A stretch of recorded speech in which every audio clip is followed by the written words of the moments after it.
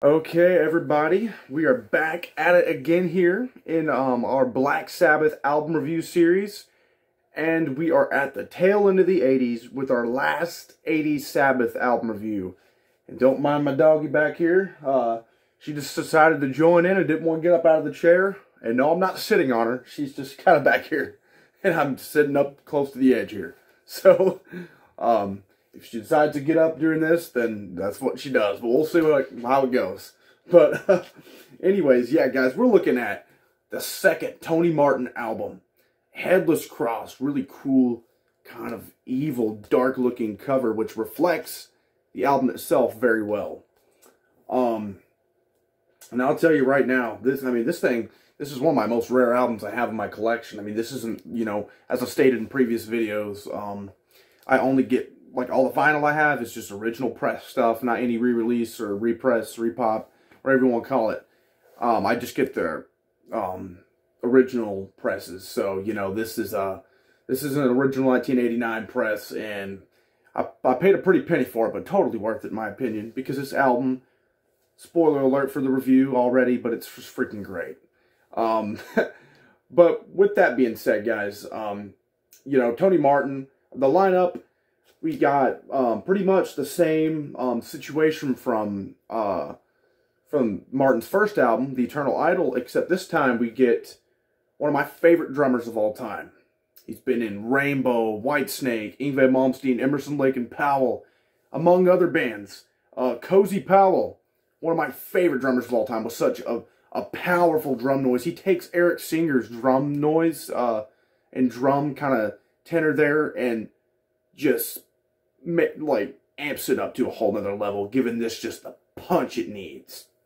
But we open up with a prelude track, The Gates of Hell, which is this dark and mysterious, like, kind of, little chants and calls, like, almost like, and like, just sounds like the night, pretty much, in, like, a graveyard. And that's exactly the feel, that's exactly the feel of the production of this album, which is a plus, that it's such a dark and mysterious feel, and such a clean production. One of the best freaking Sabbath albums, production-wise, for sure.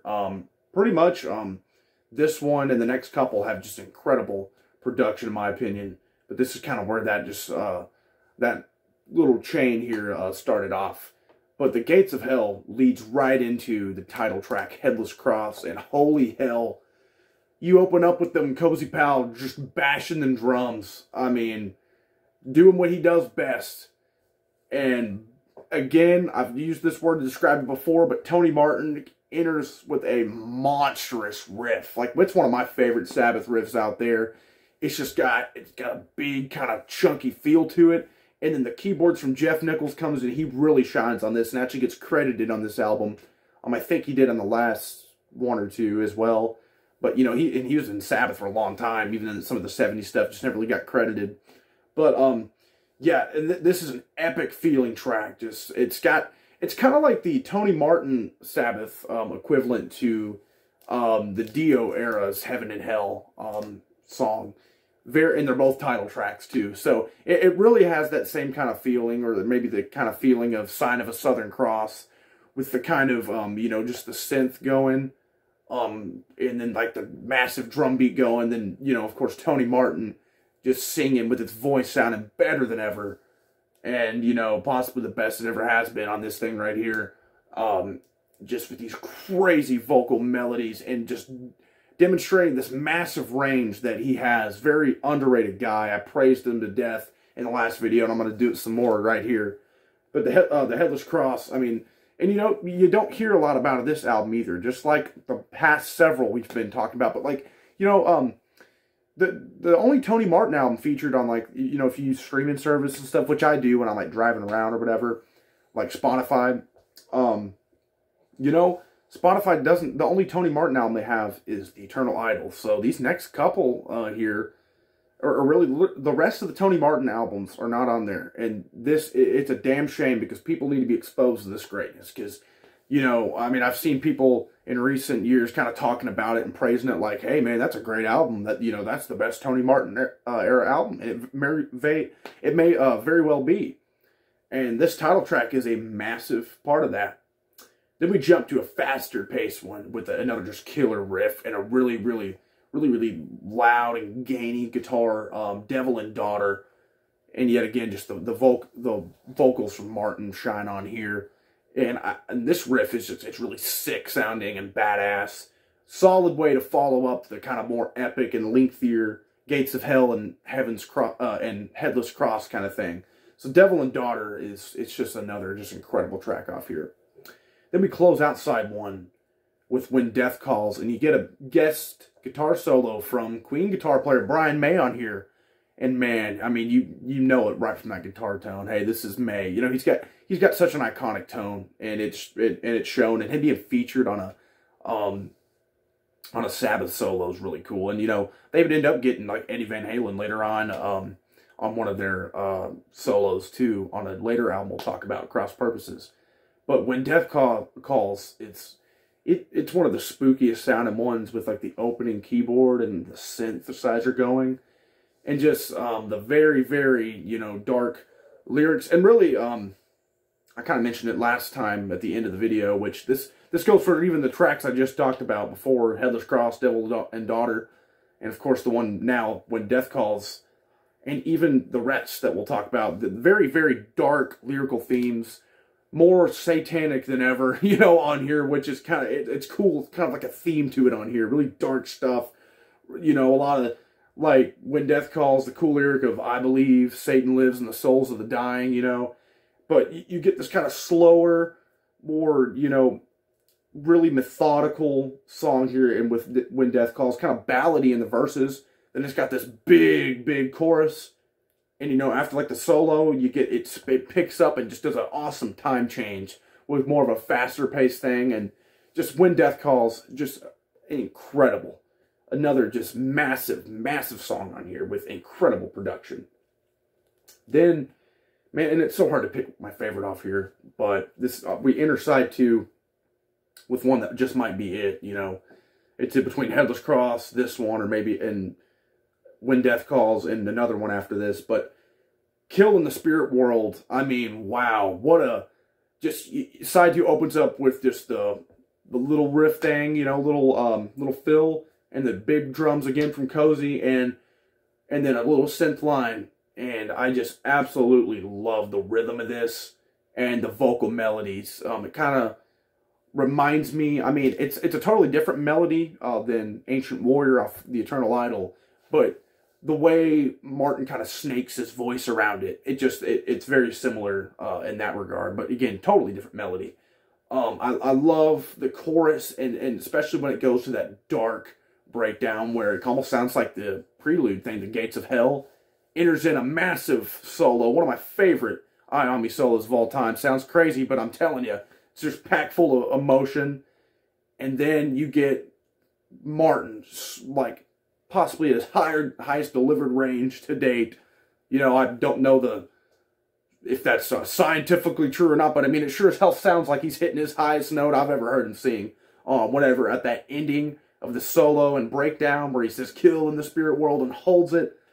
And then, you know, again, he's snaking his voice on that last delivered verse. He's just going all over, showing his range, and it's just beautiful. Kill in the Spirit World is one of my favorite Sabbath songs of all time, as is Headless Cross, and as is this next one, Call of the Wild. Very kind of more upbeat, yet still really dark, like Kill in the Spirit World with its, you know, just kind of massive guitar riff going on. And that's been a, you know, big, impactful, massive. That's really how this album is. Just, it's very big sounding production-wise, which is just incredible. And really cool verses on here. And I love the chorus, you know, really specifically the ending after the big, you know, howl from Martin. Like the call in you, you know, that's just super hooky. And then after maybe that second chorus, they break in with the game vocals of the hero. And man, oh, that is just incredible. And the best part of the whole damn song is at the conclusion where they're doing that game vocal part, the guys are, and Martin is just singing over, in between each time they do that, just, again, just demonstrating his range like he does. He just showed out on here And you can tell, like, on tracks like this, the guys are just having a freaking blast. Then we get probably the bluesiest one off here. And I love, love, love it. Black Moon with one of the best riffs off here, too, I'll say. It definitely sounds like a riff. That and Headless Cross both sound like riffs that could be off, like, a 70s Sabbath album even. Like, just simple, yet to the point and effective. And Black Moon does just that. And the lyrics, really, really cool, really, really dark. I see a black moon rising, it's calling out my name. An angel of hell is rising. Heaven's no friend of mine. I mean, just really, really cool and dark and mystic stuff. And Black Moon, I love it's cool to kind of see Martin do a little bit of that bluesier side.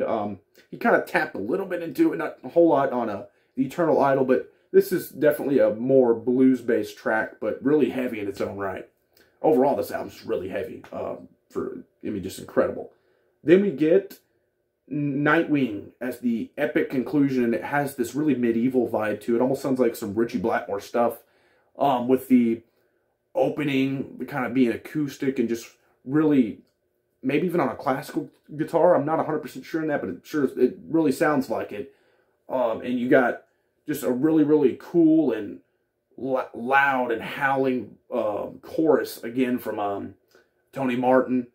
And it just a really, really cool acoustic solo from Martin, which you don't hear too many of those. They've kind of been scattered throughout their discography, throughout this. But just a perfect closer, I think. And, a shout out to the bonus track, Cloak and Dagger, which is another really, really cool bluesy one. Obviously, it's not on here. This is the original. And it's not going to factor into the review or the ranking, that bonus track. But I sometimes like to talk about them when they're particularly awesome, like Cloak and Dagger.